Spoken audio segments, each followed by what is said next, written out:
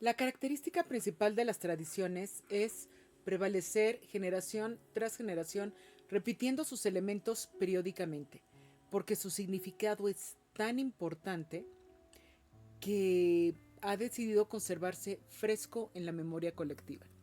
Una de esas tradiciones, incitada principalmente por el teatro, comenzó a dejar en todos una historia que pues no ha dejado de sonar en 180 años. Esta noche en Horror Sapiens un breve recorrido por la vida de Charles Dickens y otro no tan breve sobre su cuento de Navidad o A Christmas Carol. Buenas noches, bienvenidos a Horror Sapiens, yo soy Suspiria, transmitiendo en vivo y en directo desde la ciudad de la lluvia. Si es la primera vez que nos sintonizas, te recuerdo que este programa se transmite en vivo por twitch.tv diagonal Horror Sapiens 1 todos los martes a las 21:15 horas, tiempo de la Ciudad de México.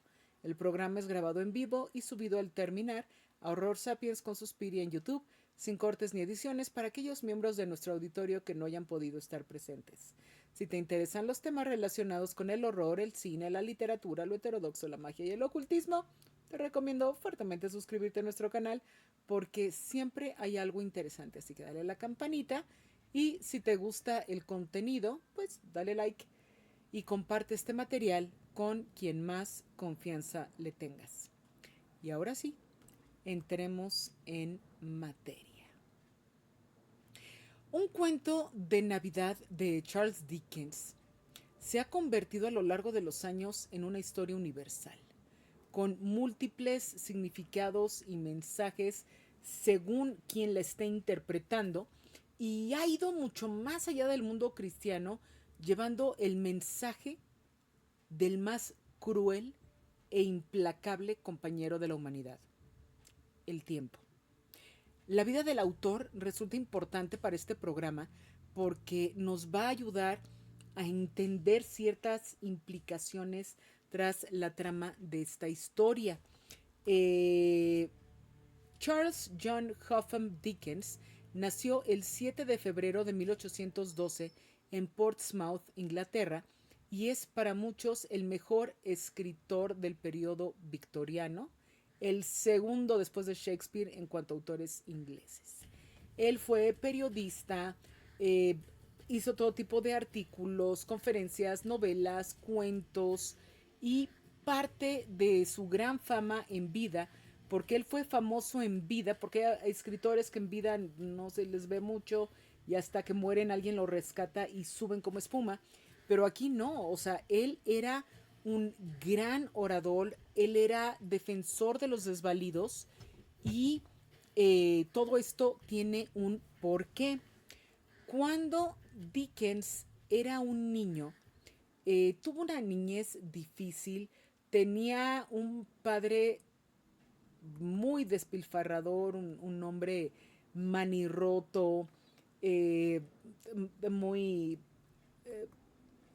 muy tremendo. Entonces, aunque Dickens había tenido pues una educación basiquilla hasta los 9 años, cuando él cumple 12, pues a su papá lo meten en la cárcel por las deudas y los enjuagues, todo lo que hacía, y pues le tocó ayudar a la familia. Entonces se puso a trabajar en una fábrica de betún para calzado. Él pegaba las etiquetas de las latas y esta experiencia pues lo va a marcar de una manera muy profunda, eh, y va a influir en el retrato que va a ser de la injusticia social, sobre todo de la explotación infantil que aparece mucho en sus obras. Piensa en Oliver Twist, y es que él sufre en carne propia el maltrato. Por lo mismo va a volverse un crítico feroz, ¿no? De la desigualdad social, la pobreza, las condiciones laborales de la revolución industrial, y todo el tiempo va a estar buscando cómo empujar reformas para mejorar la situación de los menos afortunados. Eh, Sus obras fueron escritas de tal manera que lograron generar debates públicos y comentarios que poco a poco llevaron una conciencia que permitió la reforma de muchas leyes y sobre todo elementos sociales en la Inglaterra de la última parte de su tiempo y posterior.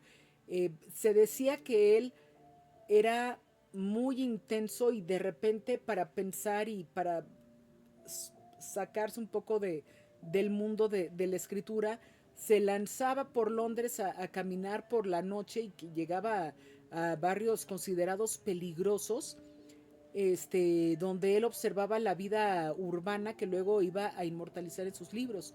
Pero como era conocido y la gente sabía quién era y que iba ahí a ver cómo estaban las cosas, nadie lo tocaba, ¿no? Como que era el justiciero, el testigo, ¿no? Y la gente pues no se hacía manifiesta y no le hacía escolta, lo dejaban en su privacidad, pero todo el rato lo estaban cuidando, ¿no? Esto es muy, muy interesante. En su juventud, él pues trabajó como reportero de tribunales, como periodista parlamentario y cuando él va a empezar a volverse una celebridad de su tiempo, es cuando empieza a publicar sus novelas por entregas.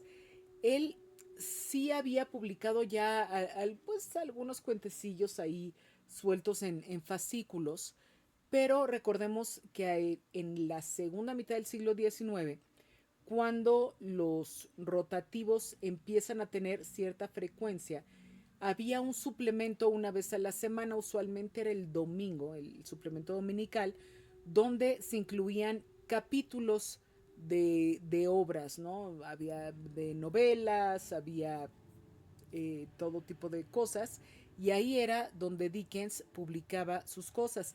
Esto no era exclusivo de Inglaterra, Víctor Hugo también lo hacía, Dumas lo hacía en Francia, o sea, no era privativo de ese autor ni de ese país, pero llevaba a muchísimos eh, los mensajes. Recordemos que no se leen silencio sino hasta el siglo XX, entonces había a lo mejor una persona sentada en un cafetín con el dominical y estaba leyendo y había alguien que boleaba zapatos o se ponía ahí cerca que no sabía leer y escuchaba la historia y luego iba y la contaba, o se juntaban muchas personas para comprar, gente de pocos recursos me refiero, para comprar este dominical y que a lo mejor la maestra de la escuela o el cura o alguien les leyera las historias de Dickens donde esta gente se sentía con voz, se sentía representada.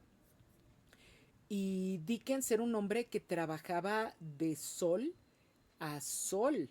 Eh, Él corresponde completamente a la descripción de que un genio es 1% de inspiración y 99% de transpiración.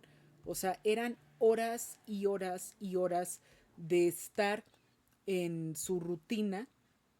Él escribía, revisaba los manuscritos, era muy detallista, iba a ver qué grabados iban a acompañar los textos, supervisaba todas las etapas del proceso de publicación, la ortografía, los tipos, todo. Y vale la pena decir que antes de ser escritor y periodista en la corte, etcétera, el sueño de Dickens había sido convertirse en actor. Y esta vena expresiva suya la va a sacar a relucir en toda ocasión. Que hay una obra pequeña, amateur, no sé qué, iba y actuaba, ¿no? Organizaba producciones benéficas, hacía, bueno, tenía sus conferencias, tenía su parte de orador, pero también cuando hacía las lecturas de sus obras, porque de repente hacía la lectura de algún capítulo o demás para incitar al público a que compraran sus obras, hacía la lectura dramatizada, ¿no? Y hacía las voces y veía un poco ahí cómo iba reaccionando el público y con eso él también entendía, ¿no? Cuáles eran los botones emocionales que más conmovían a la gente y de esta manera él empezaba a ajustar su manera de escribir porque a él le interesaba conmover a todos para que no pudiera seguir siendo igual de horrible el mundo que a él le había tocado vivir en su infancia. Y la manera de presentarse ante los públicos más, ¿cómo decirlo?, más sencillos, era no usar palabras rimbombantes, sino ideas que embelezaban, ¿no? Frases que se pudieran comprender, que dejaran a la gente soñando. Ahora, una anécdota bien interesante suya es que viaja a los Estados Unidos en 1842 y él quería conocer a muchos autores contemporáneos suyos y se encuentra con la gran sorpresa en Estados Unidos de que conocían todas sus obras, estaban publicadas todas sus obras en Estados Unidos, pero él no tenía conocimiento, no había dado permiso, no recibió un centavo de toda, o sea, siendo un autor taquillero y no recibir un centavo, entonces empezó a hablar de la necesidad de armar un acuerdo internacional de copyright para proteger a los autores con la reimpresión de sus libros. Él dice, es que no es que yo no quiera que los demás no ganen, es que podemos ganar todos y yo merezco seguir ganando de mi trabajo. O sea, Dickens tenía 10 hijos, entonces pues sí le importaba mucho tener el dinero. Y que es una cosa que fue lo mismito que le pasó a Edgar Allan Poe en Europa, que en Europa se vendía a Poe como pan caliente, en Estados Unidos no le hacían caso, los críticos lo tenían tachado como borracho, ahí todo apestado a un rincón que nadie lo miraba. En Europa era un mega hit, pero en Europa, como no había la ley internacional de copyright, pues Poe vivía en una pobreza miserable, ¿no? Mientras que en Europa, pues las casas editoriales y las traducciones, pues les iba muy bien. Otro asunto interesante que vale mucho la pena decir acerca de Dickens es que tenía una obsesión por la hipnosis y el espiritismo. Él tenía un amigo doctor y empezó a estudiar a fondo todo lo que era el mesmerismo, que ya habíamos hablado de él en la época de los espiritistas, ¿no? Que es esta especie de protohipnosis, y empieza a usar el mesmerismo para tratar a sus amigos de enfermedades o dolencias que tuvieran. Y aunque él era escéptico hacia el espiritismo organizado, así las religiones y toda la corriente Madame Blavatsky, Annie Besant, etcétera, etcétera, sí le fascinaba la parte sobrenatural y de cómo la gente interactuaba con esta creencia de lo sobrenatural. De ahí que tenga tantas obras de fantasmas, además del cuento de Navidad, ¿no? Está The Haunted Man and the Ghost Bergen de 1848, de un profesor que es un trato con un fantasma para borrar sus recuerdos dolorosos y pues las consecuencias van a ser inesperadas. The Signal Man de 1866, de un trabajador ferroviario que recibe advertencias sobrenaturales de desastres y que va a tener una variante interesante en un relato del autor mexicano Juan José Arriola llamado El Guardagujas. Pero del Signal Man es importante porque en una ocasión iba Dickens con su esposa en un tren y se cae el puente y se caen varios vagones del tren y el que queda colgando arriba, así al borde de caerse pero que no cae, es en el que va Dickens. Entonces eso también le simbra bastantito. ¿Qué otro tiene? En el 65, The Trial for Murder, de un jurado que va a ser acosado por el fantasma de la víctima durante un juicio, que pues, quiere su justicia. The Ghost in the Bride's Chamber, de 1866. To be Read at Dusk, para leerse al crepúsculo, de 1852. Sí, búsquenlo, lo encuentran en Ciudad Seba, lo encuentran en un montón de partes. Es una gran historia, ¿no? Esta de para leerse al atardecer. The Queer Chair de 1836, que es humorístico, que tiene que ver como una pequeña historia de fantasmas dentro de la novela. Y en 1850 está también El fantasma del arte, ¿no? Que es una estatura humorística de las obsesiones artísticas. Pero en fin, Dickens va a morir repentinamente. Él a los 58 años de repente fallece, le da un derrame cerebral el 9 de junio de 1870 en Higham, Inglaterra. Y si bien hay gente que lo ama y gente que lo odia, sí vale la pena darse el tiempo para leerlo, ¿eh? No, no piensen de, ay, es un ladrillo, son muchas páginas, qué pereza. Dosifíquenlo, dosifíquenlo y váyanse leyendo los capitulitos, porque vaya, que vale la pena leerlo. Y uno de sus trabajos, les digo, de los breves, esta noveleta, que se llama El cuento de Navidad o El villancico de Navidad, si nos queremos ver más precisos con el título, A Christmas Carol, de 1843.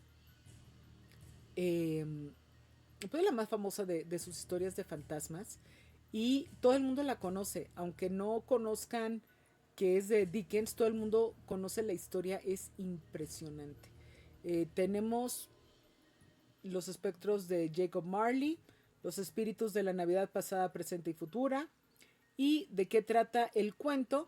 Bueno, pues es el 23 de diciembre, es Londres, y tenemos a un hombre llamado Ebenezer Scrooge, que es un viejo, es avaro, es amargado, es solitario, es súper rancio, desprecia la Navidad, se burla de las personas que celebran, y él tiene un despacho, tiene solamente un empleado, que es un hombre de Bob Cratchit, que sufre las condiciones laborales durísimas que le dan, ¿no? O sea, no pueden prender mucho el calentador.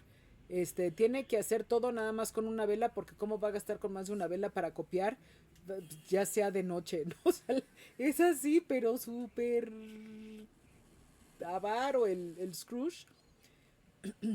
Y le pide la tarde del 24 para apoyar a su familia y estar en Navidad. Y pues Scrooge así como que, ¿cómo no vas a trabajar la víspera de Navidad, no? Si nada más es Navidad, ¿por qué no vas a trabajar? Total que en medio de todo esto llega Fred, el sobrino de Scrooge, y lo invita a pasar Nochebuena en su casa, con su familia, está su esposa, van a ver amigos, va a haber música, y Scrooge pues rechaza con todo el desdén que le alcanza la invitación del sobrino. Y esa noche, al dormir, la noche del 23 al 24 de diciembre, Scrooge, bueno, llega a su casa y empieza a ver a lo largo del camino que como que hay algo que no le sienta bien. Y cuando llega a su puerta, ve que... Ay, se me acaba de ir el nombre, que la aldaba de la puerta, ahora ya me vino el nombre, en vez de tener la cara tradicional, es la cara de su antiguo socio, Jacob Marley, ¿no? Que había fallecido 7 años atrás. Y pues se asusta un montón, entra, se va a dormir y en sus sueños se le aparece cargado de cadenas Marley, y le dice que estas cadenas son un castigo por su codicia en vida. Le advierte a Scrooge, ¿no? Que él va a tener el mismo destino si no cambia, y le anuncia que va a ser visitado por 3 espíritus, y desaparece el fantasma de Jacob. Y en primer lugar se le va a aparecer el espíritu de la Navidad pasada. Este espíritu va a llevar a Scrooge al pasado, le va a mostrar pues los momentos significativos que tuvo, su infancia solitaria, la melancolía de la escuela, las burlas que le hacían, la calidez de su hermana cuando lo va a buscar, su aprendizaje bajo el bondadoso Fezziwig, que era súper generoso en las fiestas de Navidad, su ruptura con Belle, que era su enamorada, y ella pues lo deja, ¿no? Porque se da cuenta de que el amor que él tiene por el dinero es más grande que el que siente por ella y dice, pues es que yo así no puedo vivir, esto no es lo que yo quiero, y se sigue andando, se encuentra con otros fantasmas de otras personas y vuelve a su pieza, está descansando y ahora lo va a visitar el espíritu de la Navidad presente, que es pues todo, todo así como Baco, ¿no? O sea, súper griego, súper saludable, todo bonanza. Y le empieza a mostrar cómo celebra la gente la Navidad, incluso en la pobreza, ¿no? Ve la casa de Bob Cratchit, ve a su familia, que tienen muy poco que comer, pero pues no importa, ¿no? A pesar de sus carencias, disfrutan la fecha, se quieren mucho. Ve al niño más chico suyo, que se le llama Tiny Tim, el pequeño Tim, que pues está enfermo, tiene mala pierna, está súper débil el niño, pero todo el rato pues está optimista con, y que Dios nos bendiga a todos, ¿no? Y todo lindo. Ve por otra parte la celebración navideña en casa de Fred, que todo el mundo está muy alegre, contando chistes, haciendo bromas, ¿no? De que, híjole, pues qué bueno que no vino Scrooge porque pues, nos hubiera ahogado la fiesta, ¿no? Y este tipo de cosas. Y empieza a ver eh, cómo lo perciben de fuera, ¿no? Cómo su empleado, a pesar de lo tremendo que es con él, agradece que esté el señor Scrooge y que tenga él un empleo estable y pide por la salud de Scrooge y que esté contento y que le vaya bien, ¿no? Y se queda así como que, ¿qué onda? Y van a ver también por ahí personificaciones de la ignorancia y la miseria, ¿no? Como un poco las advertencias de los males sociales. Y finalmente lo va a visitar el fantasma de la Navidad futura, que le revela el futuro si Scrooge no cambia, ¿no? Tiny Tim va a morir. Con las situaciones tan precarias de la familia de los Cratchit, ese niño no tiene una sola oportunidad para salvarse, no hay dinero para vacuna, no hay dinero para comida, el niño está muy débil, no va a vivir un año más. El chiquito se muere. Ve también su propia muerte y en su muerte ve que está su lápida y su lápida pues es una cosa muy miserable. Ve que se recibe la noticia de su muerte con indiferencia, con burla, se venden sus posesiones por personas que no lo respetaban, malbaratan todo, o sea, todo lo que él valoraba, pues el resto de la gente pues, no le encuentra valor y demás, y entra en una severa desesperación, ¿no? Se da cuenta de que todo lo que hizo, ¿para qué? Y todo el dinero que juntó, ¿para qué? Y todo lo que ha ahorrado, ¿para qué? ¿No? Tiene todo este dinero, pero realmente no le sirve para nada. Y despierta a la mañana siguiente y amanece un hombre cambiado, ¿no? Realmente tiene una transformación. eh, Va y compra un megapavo para los Cratchit, le da la tarde libre al empleado, asiste a la cena de Navidad de Fred, lleva obsequios, decide estar alegre, disfruta de la música, convive con todos, empieza a ser un hombre feliz, se convierte en una especie de padrino a lo largo del tiempo futuro del Tiny Team, quien finalmente sobrevive y la gente empieza a recordar a Scrooge como un hombre generoso y alegre que conserva en su corazón el espíritu dadivoso, pacífico y armonioso de la Navidad durante todo el año. Existen muchísimas películas, obras de teatro, versiones ilustradas, versiones textuales, versiones infantiles, versiones, etcétera, de este texto. La película más vieja que sobrevive, porque les comentaba al inicio del programa que cuando se hace el cuento, mucha gente lo va a adaptar a teatro. Ahí está el link de la película de 1901. Lo va a adaptar al teatro y es una gran obra de teatro que todas las navidades empieza a repetirse este, con gran éxito. Pero películas, la más vieja, 1901, El fantasma de Marley, ahí está. Otra también muda que también hacen gala de los efectos especiales, porque eso de hacer el efecto de la imagen traslúcida en el cine antiguo, bueno, pues era todo un tema. Les copio aquí la segunda película también. Se llama Old Scrooge, que al inicio pues tiene algunos datos acerca de Dickens y luego de la película y es más culta, más comentadita. De las caracterizaciones de Scrooge han habido muchas muy interesantes y muchas maneras también de acercarse a la historia, ¿no? Desde hacerla una verdadera película de terror, ¿no?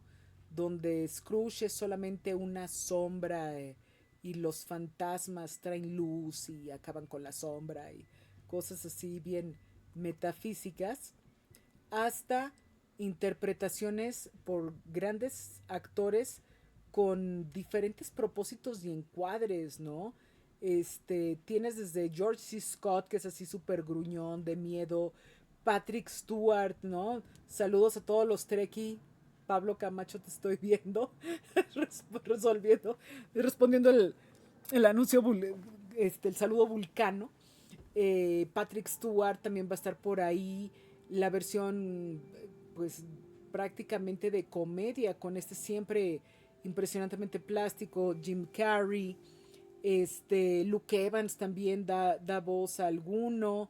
¿Quién más? Bill Murray también tiene una versión más moderna, que es un millonario que vive en una torre de Nueva York.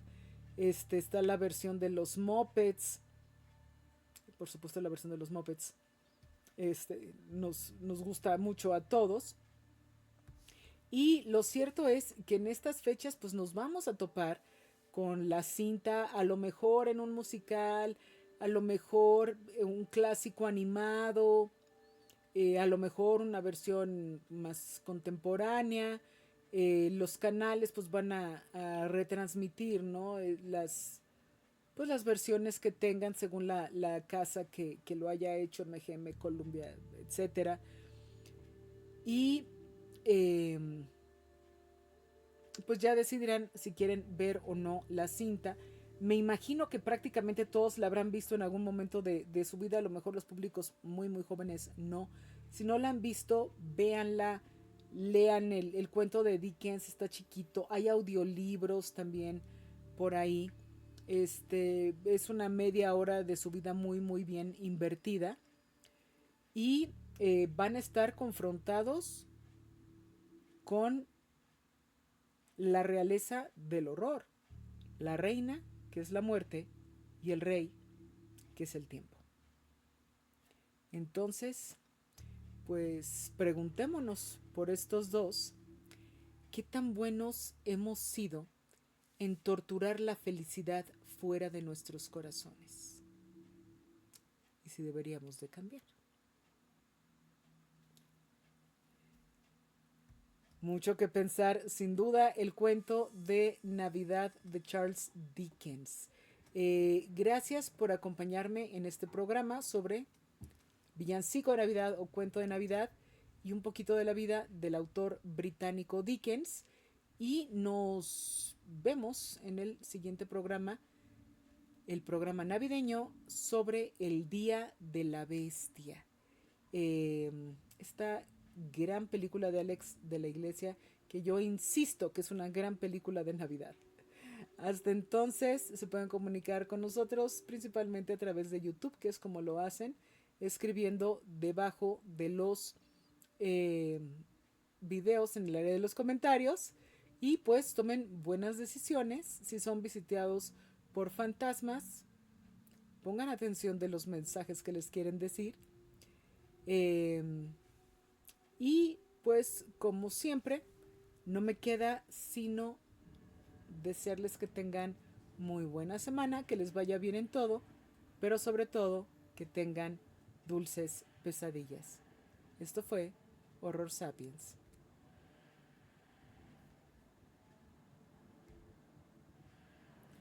Saludos Silvia, saludos Cobalt. Ya voy a subir los programas ahorita a YouTube. Y nos vemos en enero. Silvia, tengo tu regalo, ya llegó tu regalo. No sé si mandártelo con el joven o cuando regreses te veo un día y te lo doy. Te mando un besote. Muchas gracias a todos.